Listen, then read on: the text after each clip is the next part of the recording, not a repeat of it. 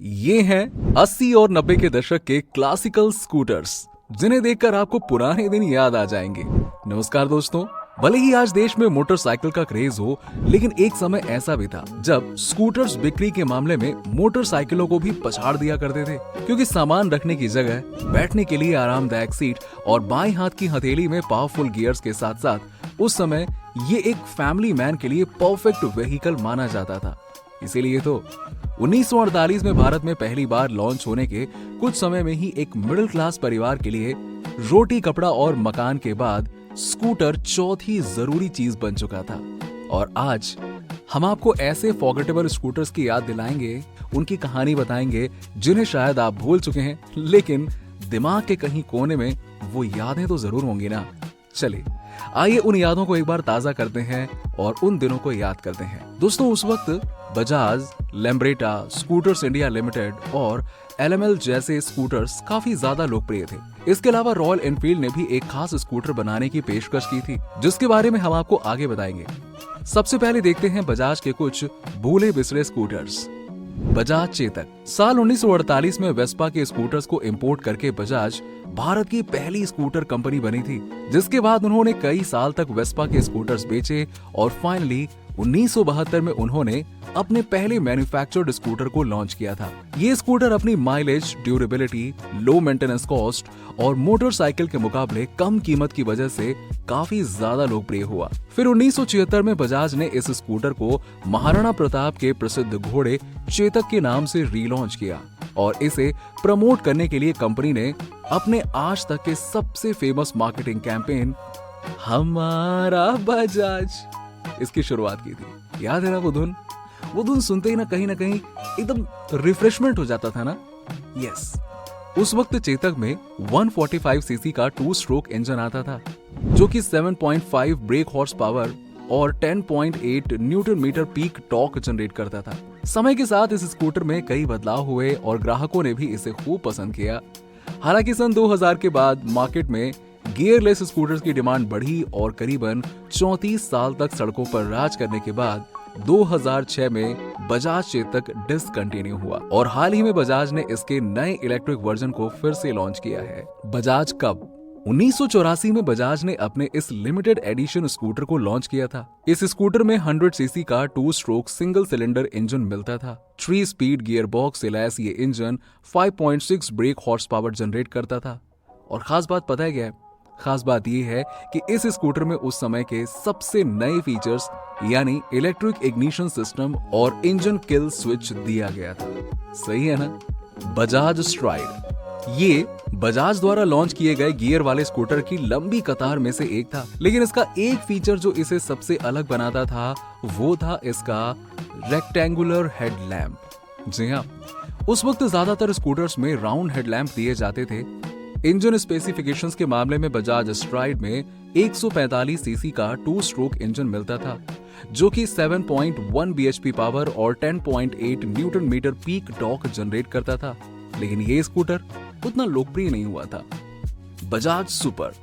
अगर आप 80 और 90 के दशक से ताल्लुक रखते हैं तो बजाज सुपर का नाम आपने ना सुना हो ऐसा तो हो ही नहीं सकता। 1976 में बजाज ने 145.5 सीसी के single cylinder air cooled engine के साथ अपने इस खास स्कूटर को लॉन्च किया था।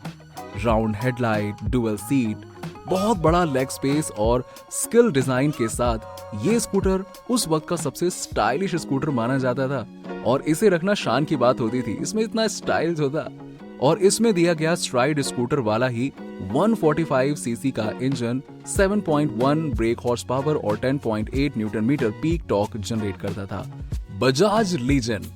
Long seat, rectangle headlight, wind screen और नए डिजाइन के रियर व्यू मिरर्स के साथ पेश किया गया ये बजाज का सबसे मॉडर्न डिजाइन वाला स्कूटर था। इनफैक्ट आज के कई गियरलेस स्कूटर्स का डिजाइन भी इस स्कूटर से ही प्रेरित होता है। अपने नए पावरफुल 4 स्ट्रोक इंजन के साथ बजाज के इस स्कूटर ने एक लीजेंड की तरह ही मार्केट में कदम रखा था और 9 ब्रेक हॉर्स पावर के साथ ये उस समय के सबसे पावरफुल स्कूटर्स में से एक था। साथियों, 1949 में बॉम्बे में automobile products of India company की शुरुआत हुई थी, जो स्कूटर मैन्युफैक्चरिंग इंडस्ट्री में फर्स्ट मूवर्स में से एक थी और करीबन 50 साल तक एपीआई कंपनी ने कई खास स्कूटर्स बनाए। आइए अब जरा इनके स्कूटर्स के बारे में भी जान लेते हैं। Lambretta D. एपीआई कंपनी ने पहले अपनी लैम्ब्रेटा ब्रांड के तहत 48 और 48C जैसे मोपेड लॉन्च किए और फिर 1951 में कंपनी ने अपने पहले स्कूटर लैम्ब्रेटा डी को लॉन्च किया। बाइक की तरह साइड से ओपन इंजन, साइकिल जैसे handle, rear mounted spare wheel, dual seat और मोपेड वाले राउंड हेडलैम्प के साथ ये स्कूटर उस समय के हिसाब से काफी ज्यादा बेहतरीन दिखता था। यहां तक कि आज भी हमें इस स्कूटर को देखने में ना यार गजब का सुकून महसूस होता है। 125 और 148 सीसी के इंजन ऑप्शंस के साथ आने वाले इस स्कूटर में 4 speed hand controlled gear box दिया गया था और इस स्कूटर की टॉप स्पीड पता है क्या थी? उस समय 70 to 75 किलोमीटर तक चली जाती थी। Lambretta LD. एपीआई ने इटालियन ऑटोमोबाइल कंपनी इनोसेंटी से इस स्कूटर को मैन्युफैक्चर करने का लाइसेंस खरीदा था। एल्यूमिनियम एंड कैप के साथ क्रोम स्टील में हैंडल बार, छोटा पैडल, क्रोम कवर के साथ ब्लैक 2 पोजीशन लाइट स्विच और कई क्रोम एलिमेंट्स के साथ ये स्कूटर भारतीय ग्राहकों के लिए काफी नया था। इसके अलावा इस स्कूटर में स्पेयर व्हील को वर्टिकली नहीं बल्कि हॉरिजॉन्टली माउंट किया गया था और ड्यूअल टोन कलर स्कीम दी गई थी और ये सभी डिजाइन फीचर्स इस स्कूटर के लुक में 4 चांद लगाते थे। लैम्ब्रेटा ली 150।